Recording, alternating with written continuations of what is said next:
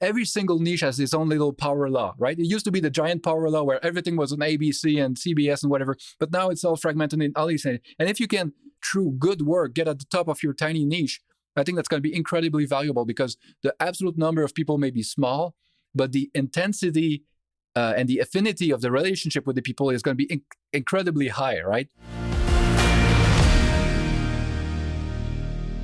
I wanted to start with, you go by Liberty RPF.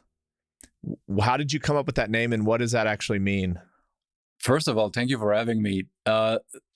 Okay, so I grew up in the 90s online, right? The BBSs at first, and then the early web. And back then, like, nobody used their real names. So to me, it was very normal not to use it.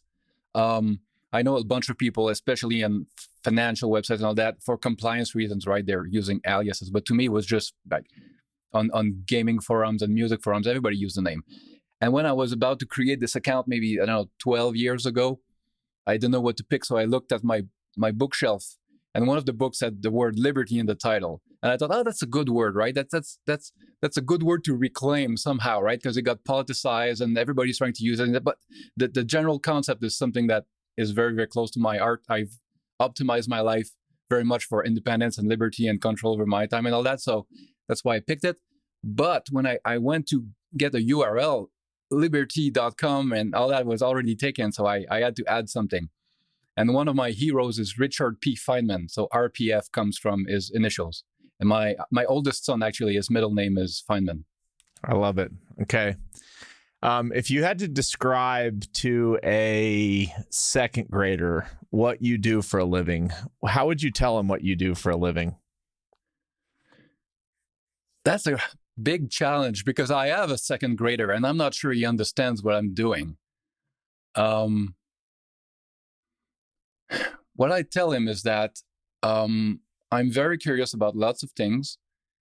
And most people are also pretty curious, but they have to specialize to get ahead in life, right? That's the dominant strategy, is to specialize in something and do it all day long so you become very, very good. So I'm all the way on the other side, looking at 50 different 1,000 things, right? And I pick the most interesting stuff and I compile them so that these people who don't have time to do all of this, looking through everything, can still look at the results, look at what I found, and hopefully kind of like explore through me, right? Exploration as a service. And at first I was just writing. Over time, it became a podcast too. It helped me meet tons of people, and it's a nice kind of flywheel where I put stuff out and then a lot of it comes back to me. Like, people point me to other interesting things. I meet interesting people, and that like I'm far from running out of stuff to write or talk about. My list of my notes of stuff to write about is growing faster than it shrinks. So it's trending towards infinity. And that's my biggest problem right now. I think it's the greatest job in the world. You call it, I think on your website, you call it exploration as a service. You want to expand a little more, or did you just kind of nail it right there? I didn't come up with it. This one, I think, was David Kim or someone I was talking to, and that they used it. And I just loved it. Right. Another one that someone used was the Serendipity Engine. Right. So it's all about, like, I have this theory that for most people, their very favorite thing is out there, but they haven't found it yet. But they don't explore enough, right? They may never find it. So I'm trying to kind of help them along. And like, have you looked at this? Have you looked at that? You know, this exists over there, right? And something may strike a chord with someone. And, you know, if I help someone discover their new favorite album, TV show, their next big investment, or just a whole new, you know, subculture. The great thing about the online world is that everything is a world into itself, right? There's a channel somewhere where people talk all day long about like Japanese kitchen knives, or about every single tiny niche as a group of very excited and very passionate people. But if you don't know they even exist, you know, that's the starting point to finding your own thing. So I'm just, you know, trying to share what I find. I absolutely love it. And I resonate with a lot of it. So you've done 400 of these. I'm getting close to my 300th podcast. There's a lot I've learned about podcasting from when I started to now, but you've now written 400, and these are very in-depth newsletters. You put a lot of thought and care into them. What have you learned from your 400th newsletter that you had no idea about when you did your first one? My number one rule, the thing I've learned the most, is that I have to keep it fun for myself. if I lose that, if it starts to, if I create a job for myself that I don't like, if it feels like, some kind of obligation, I'm on some treadmill, I have to pump out content that I'm not excited about, I'm just going to quit at some point. And because almost everything good that comes out of something like this is iteration and compounding over time. If you quit, you'll never get all of the good stuff that's going to come out in year 5 or year 10 or whatever, right? Just longevity in itself is a great goal to have, because everybody quits at everything way too quickly. I think if you have 20 podcast episodes, that puts you in the top 1% of all podcasts or something like that, right?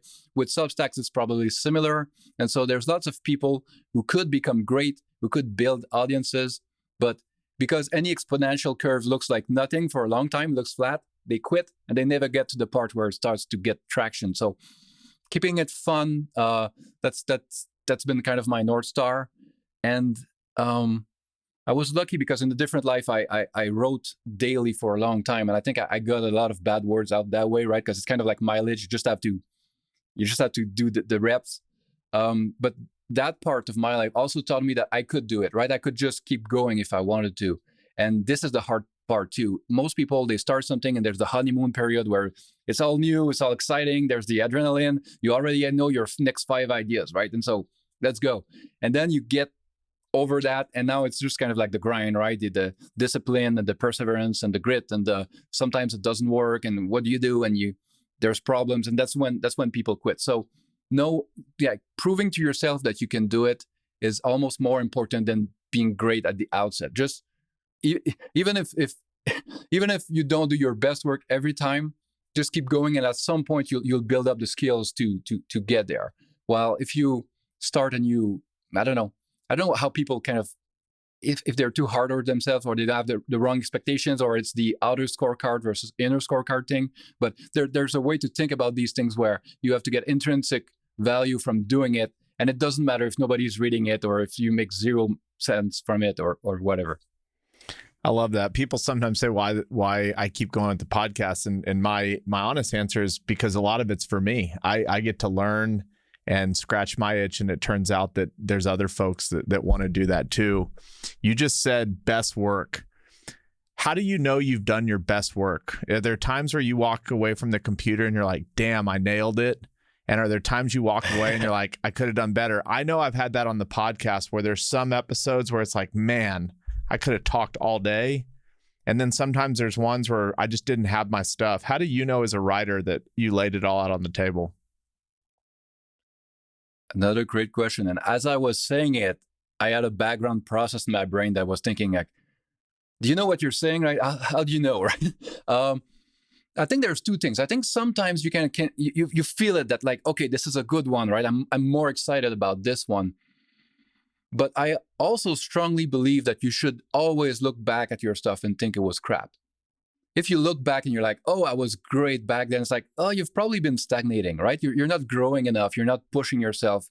Anytime you look back and you're like, this is better than what I'm doing now, you should probably change something, find a new avenue for growth or something. Because as I said, any of these processes where it's kind of like compounding something, like if your best stuff is behind, that means you're not on that curve, right? I kind of want to move the conversation to just like what you're interested in right now. There's probably nobody that I know that knows has covered as much as you have. And so I just came up with some topics, and we can talk about any of them. And we are going to get to David Sinner's question, which is maybe we'll start there. Shout out to David. What is, if you had to invest 100% of your net worth in one company, public or private, what would it be? So the obvious answer, if I want to be a kiss ass, would be to say that I want to own 100% of Founders Podcast. But that wouldn't make sense because if I owned 100% of it, David would have no incentive to keep doing it. No, seriously. So I believe in revealed preferences, right? So I could try to come up with something in the abstract, but in practice, my biggest position is Constellation Software. It's a company I've owned for over a decade. I think it's probably one of the companies I understand best. And so I'd feel comfortable, like if it was my whole thing, because many reasons, but one of them is that it's incredibly diversified internally, right? So it's one company, but it's actually like by now it's probably like 800 business units all over the world, like all over Europe, all over North America, in all kinds of industry verticals, right? They may do software for like mini pod clubs or governments or hospitals or all kinds of stuff. They're very, very good capital allocators. They're very, very shareholder friendly and very aligned. So I'd have trouble thinking of a company that would be better than that, especially since it's my biggest position, right? So see, if I could easily think of something better, I should probably invest in that instead. Though I'm sure there are great private companies that I'm not thinking of that, if I could invest in them, they would be even better. But apart from Founders Podcast, or maybe Ford Capital, no, I think it will probably be Constellation. What do you think about Constellation? What is their competitive advantage today where they stand, to where, from your opinion, they just can't be replicated? So in theory, it's pretty easy to buy a bunch of VMS software company. And for those not familiar, VMS is vertical market software, right? So there's a tiny niche somewhere, very specialized, and some small company makes software for them, right? So if you're a school district and you have to manage your fleet of yellow buses, well, someone comes to you and say, we've made exactly what you need, right? It's all customized for you, for your exact need. And so that type of software is niche enough that the big players don't come into these niches, right? Microsoft is not going to make yellow school bus software and make a couple million, like it's a rounding error for them. So there's not much competition from the outside. So it tends to be all these small niches where there's usually some oligopoly where 2 or 3 players maxes are fighting it out. Constellation will often like consolidate the space. And so they have all these tiny moats around these tiny niches. And so that's one of the things that makes them kind of hard to compete with, because even if you could attack one of these moats, well, they have hundreds of them all over. And the way the company is structured, it's kind of like a fractal, where at first it was just like the head office and they were allocating capital, right? So they buy a bunch of these software companies, the cash comes back to the head office because they have no capital needs, basically. And so they buy more and rinse and repeat. But then the company got so big that they created a bunch of kind of mini constellations under the head office. So they have these operating groups that are super decentralized, and they themselves buy a bunch of companies, right? But now these groups got big enough that they have portfolio managers managing maybe 25, 30 businesses. And so they figure out a way to scale capital deployment, which is the big problem as you get bigger, right? Most other companies would, the last thing most like big PE firms or big software companies that are acquisitive want is like to do 100 deals a year for 5 million each, right? It's often as much work to do one of these small deals as to make a big 80 or $100 million deal, especially since a bunch of these small companies are kind of mom and pop and they're not super professionalized, right? They don't have investment bankers and books already. So it's tons of trouble. But that's why Constellation wins. This is because they've created a process to do this hard work of having these, like they have a CMS, a CRM, I mean, with like probably over 50,000 businesses that they track all over the world. And they have relationships. Every year they call these people like, are you thinking of selling? Are you interested in that? And this hard work is what is hard to scale and that others are having a hard time replicating. And because they buy all these tiny businesses that not many others want to buy, well, maybe they can get a 25 or 30% IRR, right? On this. Well, if they were trying to scale by buying bigger and bigger businesses, then the market gets much more efficient, and now they're getting much lower IRRs. So they're getting more competitions. Their model is known. People are trying to copy it, but the hard part to copy is the discipline and having like 30 years of base rates for small VMSs in the books to be the best buyer of them, right? To know exactly what you can improve, what this type of company and this type of niche usually does. So I don't know. I feel like they got their competitive advantage the hard way. They earned them. Yeah. Do they have a playbook of what they do once they buy a business, or is it industry dependent or business dependent, or do they have like a core set of tenets of when we buy a VMS business, we do these 3 things every time, and that's what gets us the extra juice? I'm sure they do. They try to keep a lot of that secret. I feel they probably have multiple playbooks depending on what they're buying. Because another advantage that they have is most companies especially public companies, care very much about what the market sees, right? The aggregate number. Constellation will often buy distressed companies in runoff, and so it depresses their organic growth, right? So the market, looking at just the whole picture, they look at the aggregate of the 800 businesses. They're like, oh, this year they only grew 2%. But maybe they bought a gigantic distressed company for one-time EBITDA, and then they stabilize it, and they get a great return, right? Even if the optics are bad. So being willing to do things that look bad on the surface but actually create value, I think is kind of part of their differentiation. And so if they buy a distressed business like that, I'm sure they have a playbook, right? We have to figure out right size the cost. Maybe the business was doing professional services and selling hardware at basically no margin. So maybe they'll cut that and they'll just keep the high value creation software. Sometimes they'll buy great businesses that are growing fast, and I'm sure they have a playbook to accelerate that too.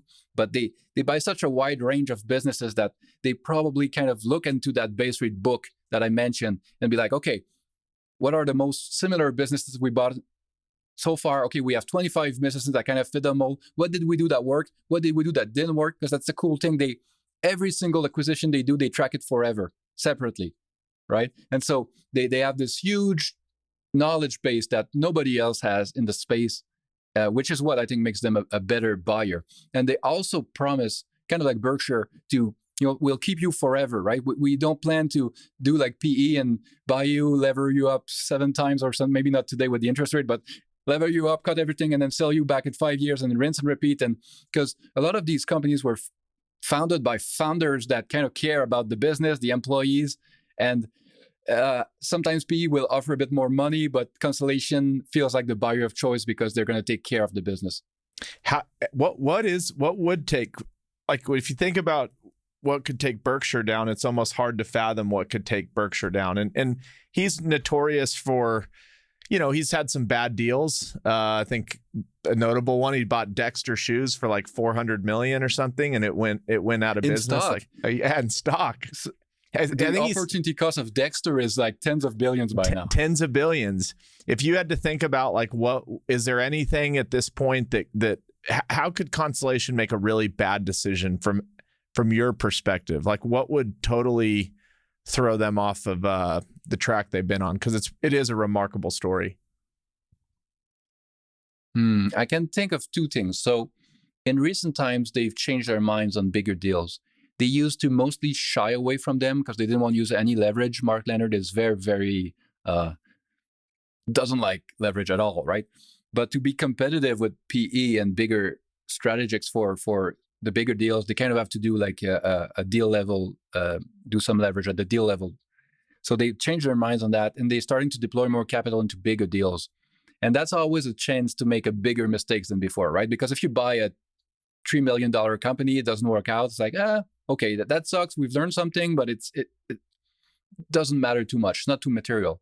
But if you buy a $500 million company and you think you can, I don't know, it's this distress, and you think you can turn it around or at least get a good return on it, but you make a huge mistake, or it could be an external factor, right? Something in the market changes overnight and everything is different all of a sudden. That could be a way that could hurt them, but I don't think it would kill them, right? The leverage is segregated per these deals. So if it blows up totally, well, at least it's not going too much to affect too much the rest of the company. The other biggest challenge for them will be more on the cultural side and the talent retention side. Maybe it's going to be easier now that all of the big tech are doing layoffs and like the market's not as hot as it was. But I think the war for talent and engineers, like, I don't think Constellation was in the best position to pay people as much as they could have gotten elsewhere. And so they probably lost some talent there. Mark Leonard has been very, very good at kind of like uploading his cultural DNA in the company, right? When I went to the AGM, you can listen to all of the group heads speak. And it's like, you could be CEO, you could be CEO, you could be CEO. Like the bench is very deep, right? But over time, right, if Mark retires, if some of these group heads retires, and there's always the chance that something gets lost in the DNA because it's very much about how they execute the model.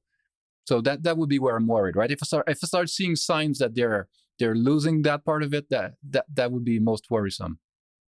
All right, let's have a little fun. If David's listening to this, because you said I'd buy Founders Podcast, but I actually think you probably meant it.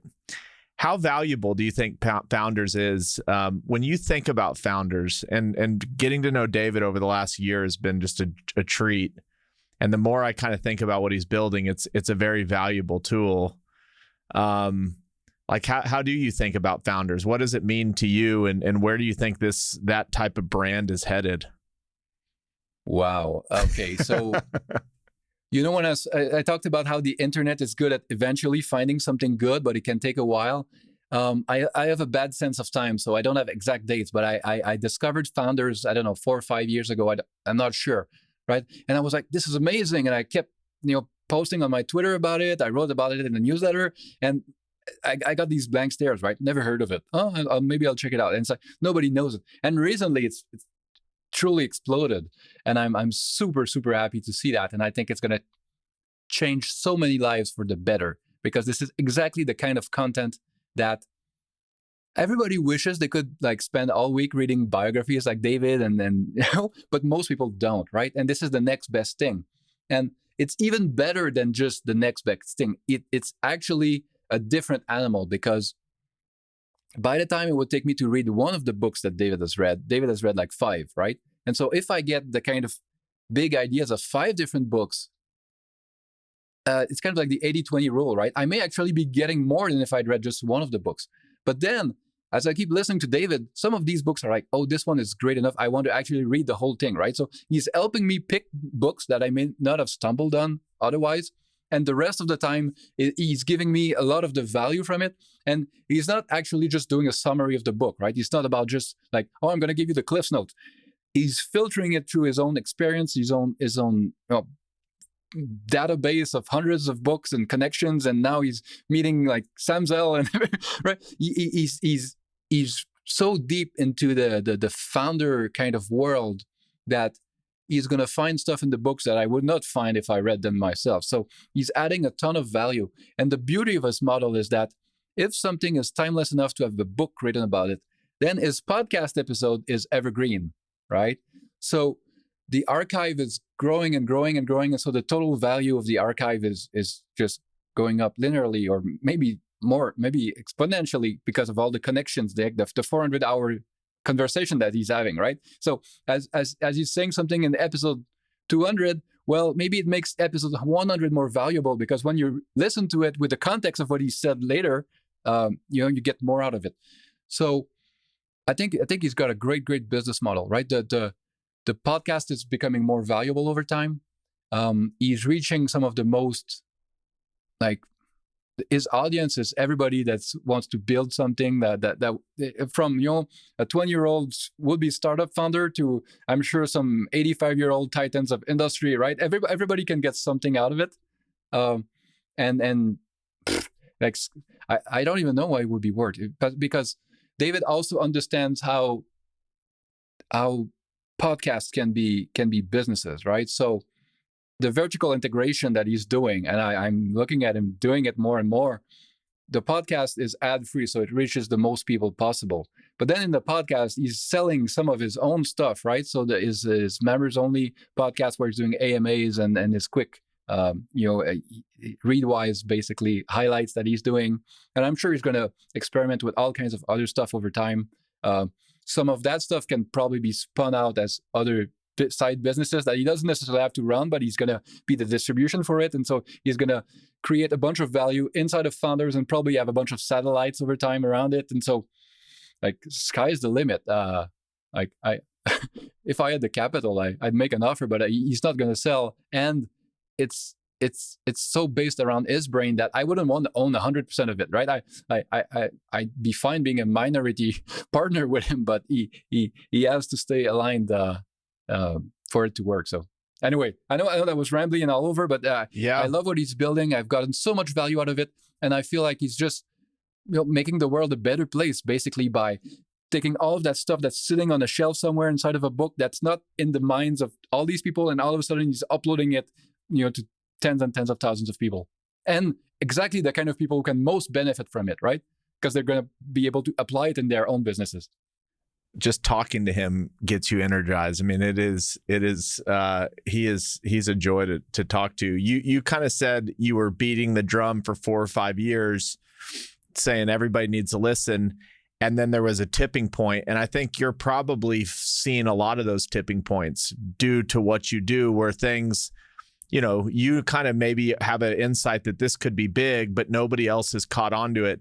Is there any pattern you've seen of what makes something tip?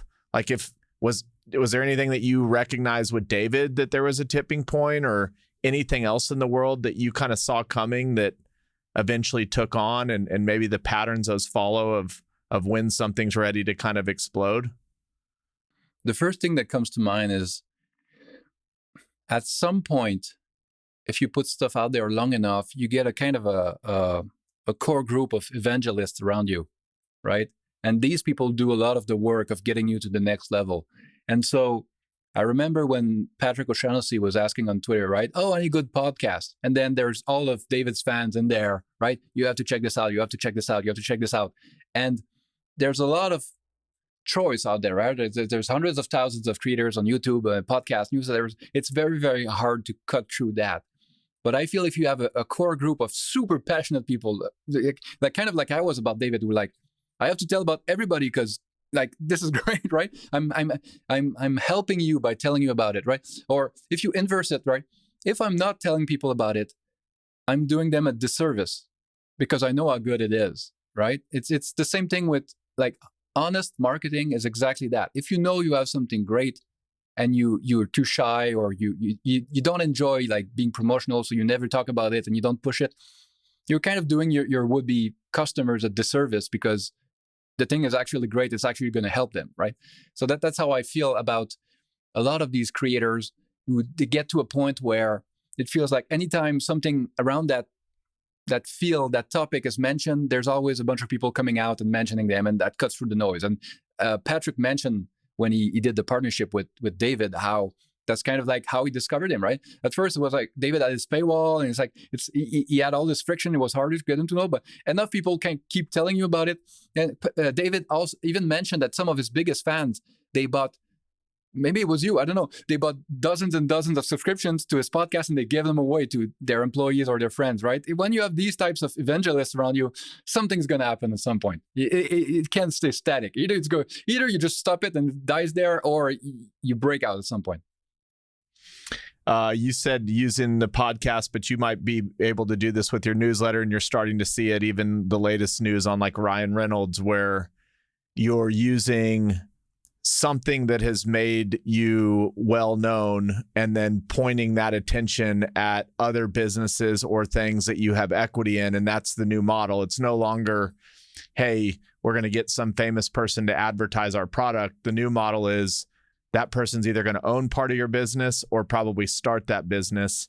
How do you think about that? Are we at the very beginning of this shift in how business is done? And when I think about this podcast over the next 10 years and people ask me about it, I'm thinking so much further along, is like, this is the tool that is going to be used as my main driving force for every other thing I do in business, personal, whatever it may be.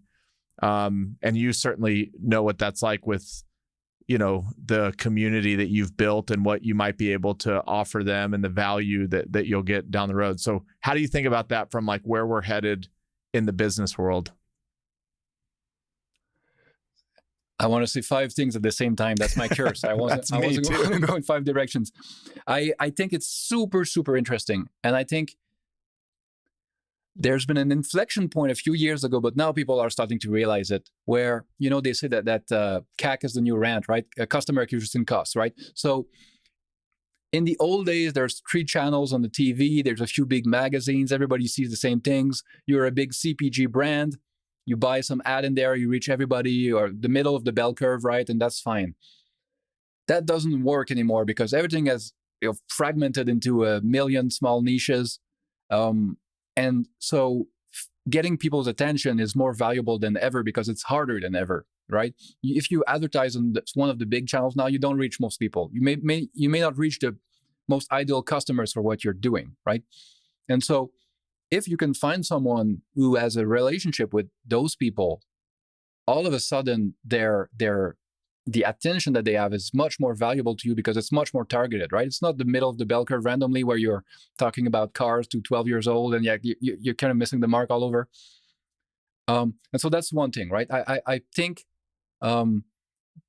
if you own, I don't know the word own, but if you have an audience that you've earned because you give them tons of value, you're building goodwill with that audience. And so maybe you have a paid product or newsletter or whatever, and you're getting some of that value back and make a living from it. But I feel like the best creators, they give so much more value than they extract, right? That's why when someone that you like so much as a product, right? Jocko Willink is making jeans and boots and this and books, and you're like, okay, I'm gonna pay extra for that, but that's kind of part of the goodwill that they've given me, right? They've been entertaining me or educating me or whatever for years, right? I'm reading Liberty's newsletter, and I feel like he's saving me many hours a month because he's, finding good stuff that it would take me a long time to find, or maybe there's a 10-page article and it's going to give me the highlight in one paragraph, and so I'm saving time. That's worth something to me. So it's building goodwill over time, and maybe I have no plans for that, but maybe if I start something else and people are like, I just want to support you generally, and this is a way to support you. So there's going to be people that kind of become channels, right? So a third party is going to come to you and say, I want to reach your audience. Let's make a deal, right? But the highest use of this is people like Reynolds, or Joe Rogan has done this with, most ads are companies he has equity in, right? And so it's like David's advertising his own subscription podcast. If you're aligned and can vertically integrate that, you're going to be able to not only create something that's better for your audience because you know them intimately, right? So the third-party advertiser may be an okay fit, but it's never going to be as interesting to the audience as if you're like these are my friends, right? I'm going to do something really cool for them, right? So I feel like Jocko, he knows his audience, right? So when he's making jiu-jitsu gear, that's a great fit, right? So the market for programmatic advertising is getting much more efficient. So a few years ago, you could buy a bunch of Facebook ads or something, and your app is going to get tons of download, and you get tons of value. But over time, as these channels get more and more known, these platforms in the middle are extracting almost all of the value there, right? It's like the rent is rising and rising until you almost make no money. So trying to get to an audience through these platforms is kind of like not a dead end, but it's not going to be as good as if you can organically grow your audience, right? So if you're in real estate and you want to talk to people interested in real estate, what would you do, right? The best way is to build your own podcast and have the direct relationship with all of these people interested in the same thing you are. So I feel like there's a great future ahead for creators who can genuinely get at the top of every single niche has its own little power law, right? It used to be the giant power law where everything was on ABC and CBS and whatever, but now it's all fragmented in all these things. And if you can, through good work, get at the top of your tiny niche, I think that's going to be incredibly valuable, because the absolute number of people may be small, but the intensity and the affinity of the relationship with the people is going to be incredibly high, right? So I'd much rather have, as Kevin Kelly would say, 1,000 true fans than 100,000 random followers, casually interested, kind of, right? That's not very valuable anymore. You nailed it on the power law, and we can talk about media. We can take it whichever way, but I was reading some tweets. One was on your website, and just somebody said, I used to subscribe to the Wall Street Journal, the Atlantic, and ABC or CBS. Now I subscribe to Liberty, whoever. What are these huge companies that did have all the power? What is happening to them? Are they becoming more and more irrelevant by the day, and it's just a matter of time before they're done? Can they reinvent themselves, or we've kind of passed the tipping point where folks like you and David and people that have, real influence now are just going to start growing exponentially? Joe Rogan, Joe's show does more than all the shows combined, all the major media combined. So where are we in that world? I think a lot of media companies used to think that they had great content, but they actually only had distribution. there used to be so much friction, like you need to own trucks and printing presses and relationships with all these tiny retailers to have some shelf space somewhere, right? That was the moat. But they kind of thought that, no, people read us or watch us because we have great stuff. It's like, no, there's no alternative because it's impossible to get anything out there, right? So now they're finding out that, well, some random guy with a Substack may be writing better stuff than some, big columnist at whatever. So I feel like what's going to happen is there's not going to be anything left in the middle. Either you're all the way on one side and you're kind of like super generalist, super professional, right? You go in there and like you read, I don't know, the Wall Street Journal, and they have people covering all kinds of stuff around the world. And that's very hard to do for any single tiny kind of independent media thing, right? And so you're going to still have some of that. And then on the other end, you're going to have a bunch of people that are a lot more kind of, I call it personality based. So on one side, you have utility, right? I want to read this because I want to learn about this, that. I may get some utility out of it. I may make an investment. I want to learn about read some trade publication, right? That's the utility. I feel like the way humans are wired, we care a lot about the personality side, and we lie to ourselves. We say, okay, I read Ben Thompson for the utility. I want to understand big tech. I'm going to make investments. So I read Ben Thompson. It's like, I think 80% of people kind of like Ben Thompson. They find him interesting. He writes about interesting stuff. They've heard him on podcasts a bunch. And so they have this kind of parasocial relationship where they feel like, okay, I know the guy, right? I kind of like him. And so they follow him for the personality with the optionality of utility.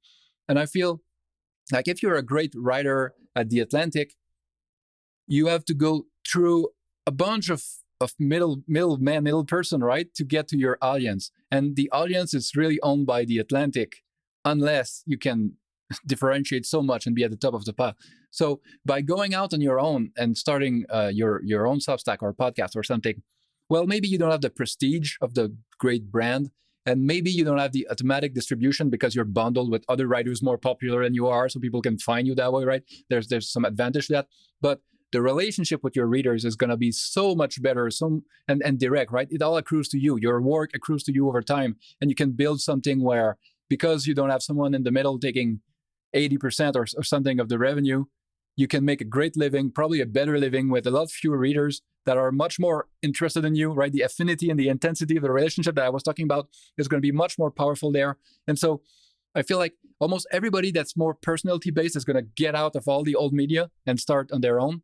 And all of the utility stuff, a lot of it will probably stay in these big publications.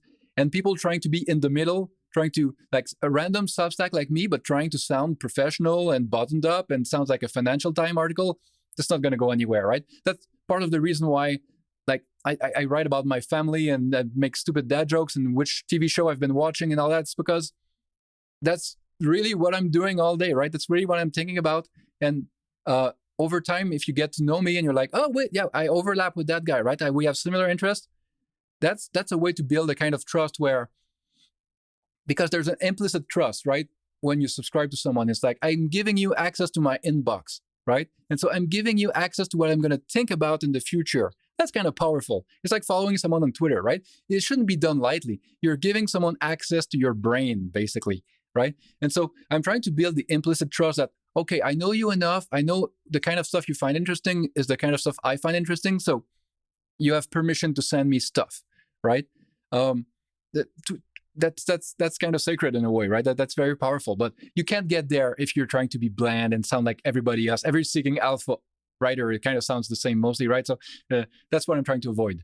Yeah, I think you nailed it. I mean, the personality, there's the way, and now that we live, like if I read your newsletter and then I go read something on, pick one of them, you write in a way that people talk and converse. But if you go to the main station, they write in a way that you would never talk to someone that way at a dinner table, similar to a podcast versus a news anchor. Those are such manufactured conversations. Nobody talks that way to each other. Yet for decades, we were kind of told, like, this is how you receive information. And now you just go watch Joe Rogan and it's a dude in a hoodie smoking a joint talking about some of the coolest things in the world. And everybody can go, I can relate to that. That I could have that conversation anywhere. Whereas, pick a news anchor. That's just not, it's a skit. It's not like a real thing.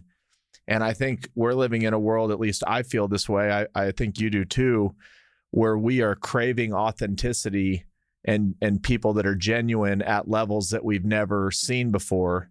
And I think that there's a lot of reason to be optimistic that that's going to continue and be the path that we take as a world.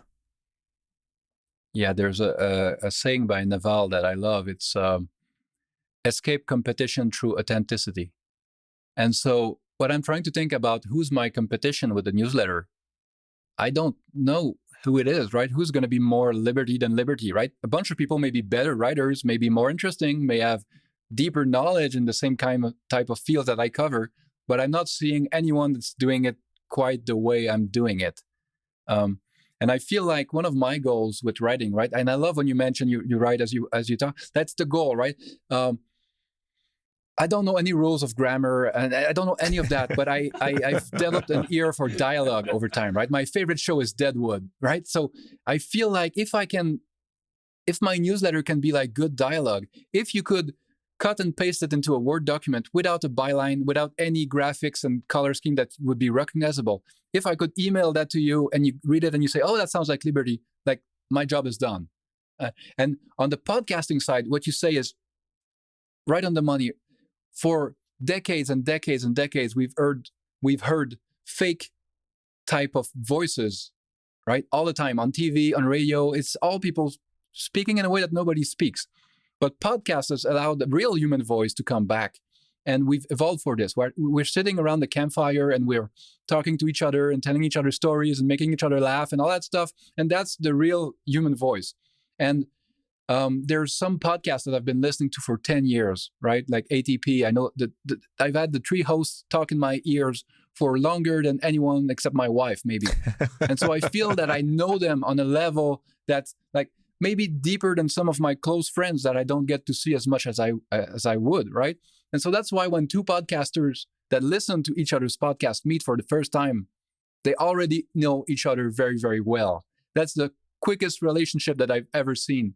And it's beautiful because it's fine if it's two podcasters, but when you've been listening to a podcast, even if it's one way, it's still kind of a real relationship, right? You can't fake being someone for 500 hours over years and years, right? You can maybe fake it for a little while, but over time, like you kind of get to know the real person. And that's why I love it when I meet or I speak to people like David or Jim O'Shaughnessy or people I've heard in my ears a long, long time. And then I speak to them and it's like they're the exact same person on a Zoom call.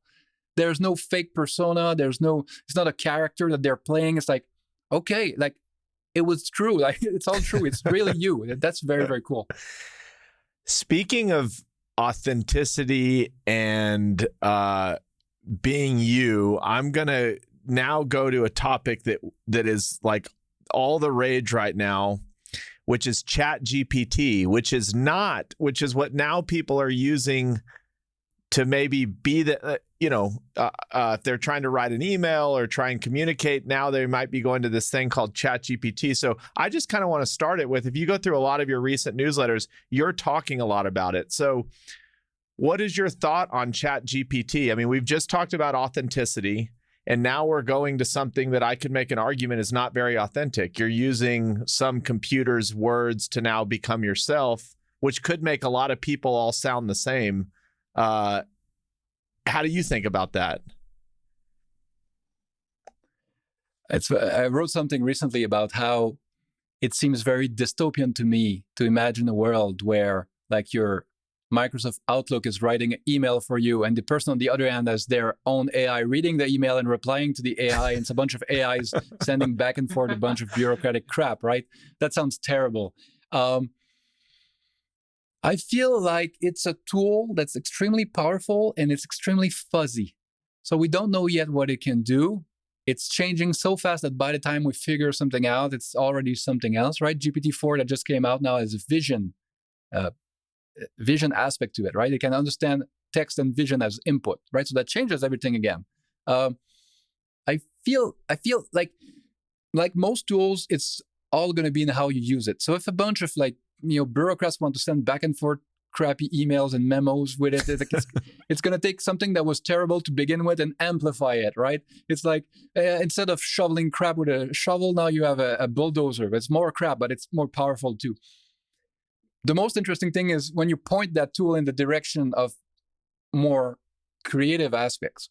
And sometimes it's not even about like, okay, I feel like for the longest time, creativity has been a bundle where you need someone that has the great ideas, the inspiration, like the life experience that's interesting to others. But if you only have that part, nobody's going to know about it. You need the execution too. And so you need someone who's a great painter and they spend 15 years practicing their craft to become a great painter or a sculptor or a writer, right? All that stuff is very, very difficult. The unbundling is going to happen where some people with great ideas are not going to be able to go to some AI and say, can you execute that for me, please? So when I go in Stable Diffusion and I've done a series of digital paintings of lighthouses, right? I love a lighthouse on the coast with waves crashing in the rocks, and it looks beautiful to me. I could never draw that. I do stick figures basically. But now I've got a bunch of like foam backgrounds that I created. Nobody else has them. They're unique of paintings I made. So it's unbundled that part of creation. Images came first, but it's going so fast that now text is starting to be the next one, right? And so when you go in ChatGPT, maybe you write something and you tell it like, can you expand on this idea? Can you give me 5 ideas of it can kind of help you kickstart some ideas. I think that's much more interesting, this kind of hybrid, than if you go like, please write the whole thing for me, cut and paste. And that's not going to be differentiated. That's not going to be interesting because it's only the execution, but it's probably lacking the personality side that we were talking about, right? That seed has to be there. But like the way I've been using these models so far, I made a bunch of images that I use in the newsletter, sometimes to illustrate some of my stories.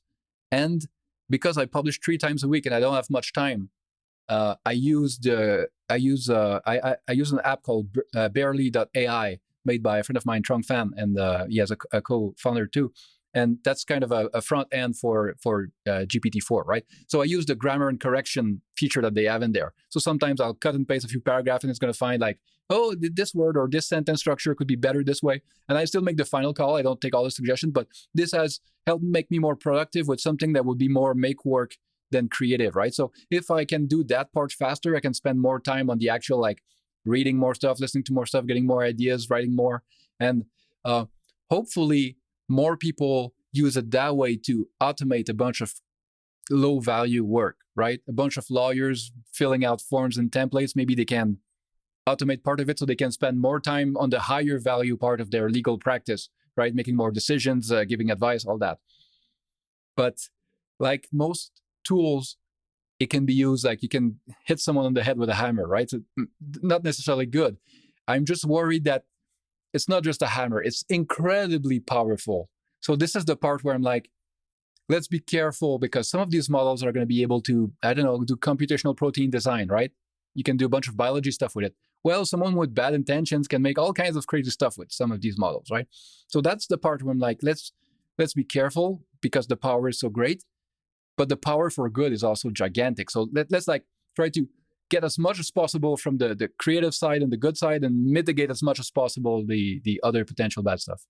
Is there going to be multiple places like not multiple chat GPTs within the same company, but multiple companies that are doing the same thing? And I'll bring up maybe a lightning rod of a topic, but I think you know where I'm going with it is if you go on Twitter, you've seen a lot of this where if you type into chat GPT about Donald Trump, it basically responds like, we can't tell you anything. This isn't a good guy. Sorry, we cannot write about him. Now, that could be true, but what I read from that is, okay, this is AI being made by humans that have emotions, that have thoughts. So then my question becomes, will there be another chat GPT at another company that if you were to type in about Donald Trump is like, he's the greatest guy that ever lived? How do we get to a place where it's like, or do we ever, where there's one AI that's talking for everybody, or will we start to niche down and have whatever you want to hear from the AI, you just go to that chat GPT that's telling you kind of what you want to hear? Does that make sense? I think it's already starting to fragment. I think OpenAI was kind of like first big splash on the market, but we're already seeing like there's a model that's similar to GPT made by Facebook that kind of leaked out, right? They were sharing it with researchers for like educational purposes, but someone just copied it and leaked out the torrent of it. And now it's out there. Everybody's running, it's called Llama. It's a great name.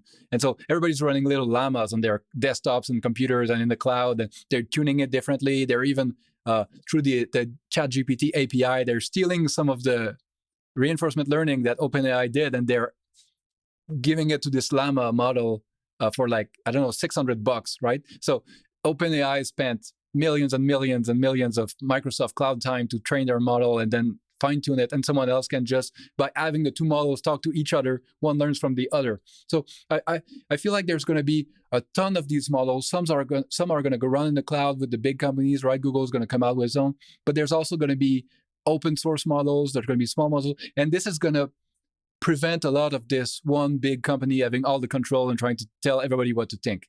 That's probably going to be the escape valve, and the market is kind of going to decide, right? Well, your model has these benefits, but I kind of hate what you're doing over there. So I'm going to use this model that maybe has these downsides, but is, I don't know, more open or freer, and there's a good chance that because there's an alternative, these pressures are going to force some of the big guys to be more open and more transparent about what they're doing. It's also likely that we haven't seen some of the stuff that's in the lab right now, right? And so NVIDIA just had a big conference where they announced a bunch of new models, and they're kind of, they want to be a kind of a model foundry as a service. So they're going to offer a bunch of companies like, come with us and we run everything in the cloud. You can upload your company's private data. The model's going to be trained for just your company with your parameters, right?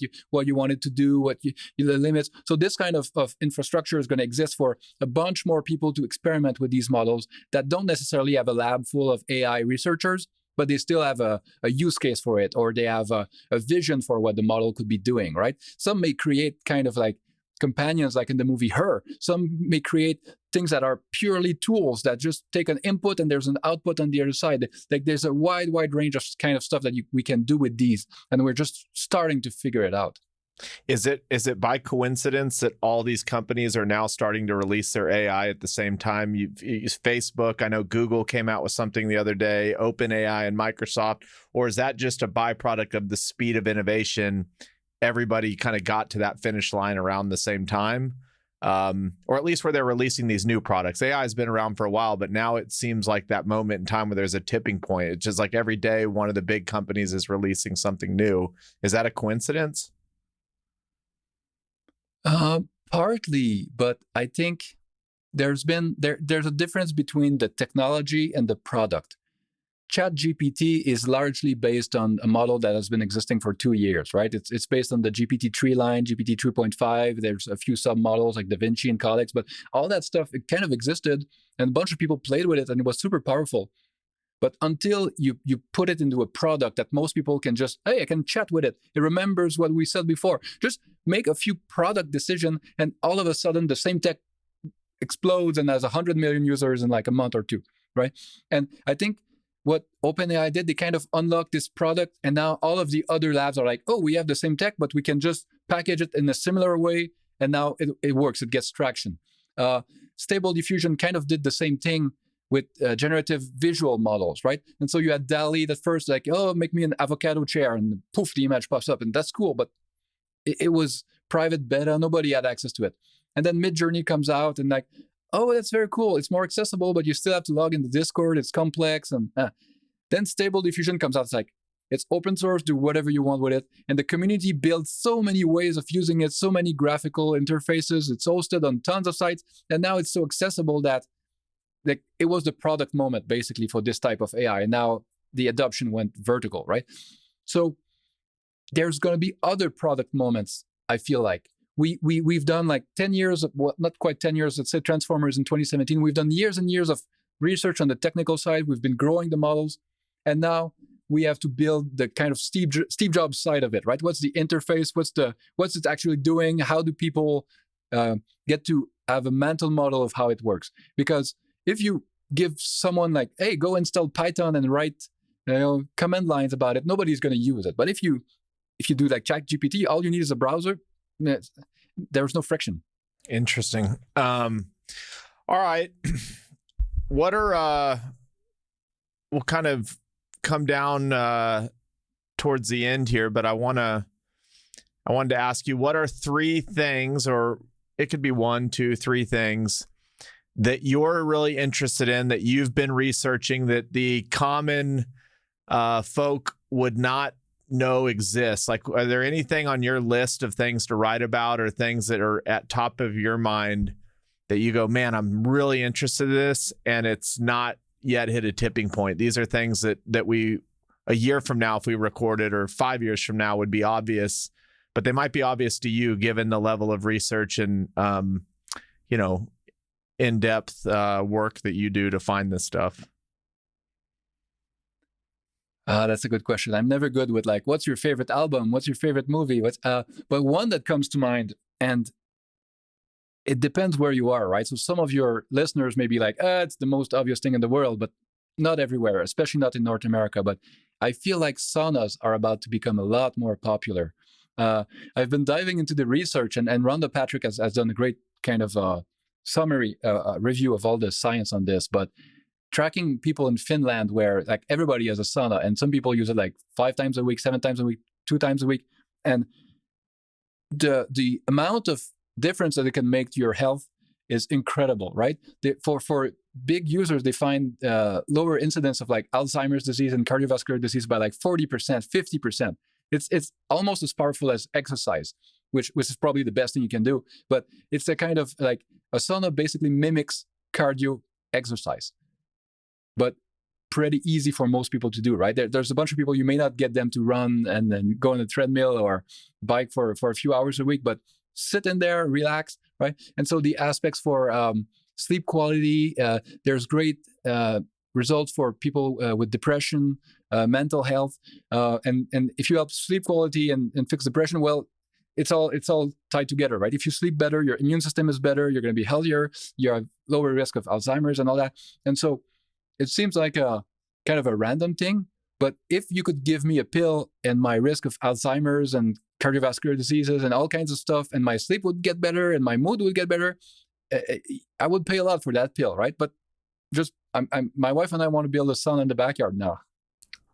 I literally, it's so funny you say that. I was just on spring break and I was down in Mexico, and I was sitting at dinner with a gentleman, and he was actually at a different table, and somehow we got to talking, and he said, "You want to know what the secret to life is?" And I said, "What?" And he said, "Every morning you get in a dry sauna for 15 minutes, and then you walk straight out of that and get into a cold plunge for 5 minutes." I had never done either. I've been in a wet sauna. I've just never been in a dry one. So I said, all right. Next day, woke up, walked straight to the spa, got in that dry sauna for 15 minutes, and then got in the cold plunge after. And it was unbelievable. I did it again that night. I did it like 4 or 5 times before I left. So I can't sit here and say, I've had all these remarkable health changes yet, but I can say there was something about the experience and the way I felt the rest of the day that was mind blowing. And so I think you're onto something with that one, because I had heard of a sauna, but nobody had ever told me like, this is the trick to life. And now my wife and I are talking about how we're going to get a sauna at our house. So is there anything else that you're on? I think number one, you won that one. Is there anything else? Well, I'm sure there are. Like, I'm trying to think recently what I wrote about, and this is a small one, but it goes back to something we discussed. I've been trying to look around my house at everything I do every day and try to add little bits of fun into these things that I want to do more, right? And so my wife and I cook a lot. And so I've been trying to okay, we had some bottle to pour the oil in the pan, right? And now I got a kind of a squeezy bottle like the chefs have. And it's a lot more fun, right? I got a nice knife, super well sharpened. So anything you can do to reduce friction and make stuff more fun that you want to do more of seems like a tiny thing that shouldn't matter. But over your whole life as it compounds, well, maybe you cook 5%, 10% more because it's more fun, right? And then you learn to be a better cook, and then you eat better it tastes better, but it's also better for your health. All that stuff kind of compounds over time, right? It's the same with, you want to exercise. Well, maybe your home gym could be more attractive in some ways, right? Put great art on the walls, or I don't know, get some equipment that's more fun or cooler, or like when you look throughout history at the way cities were designed, or even random artifacts, right? Tools and everything.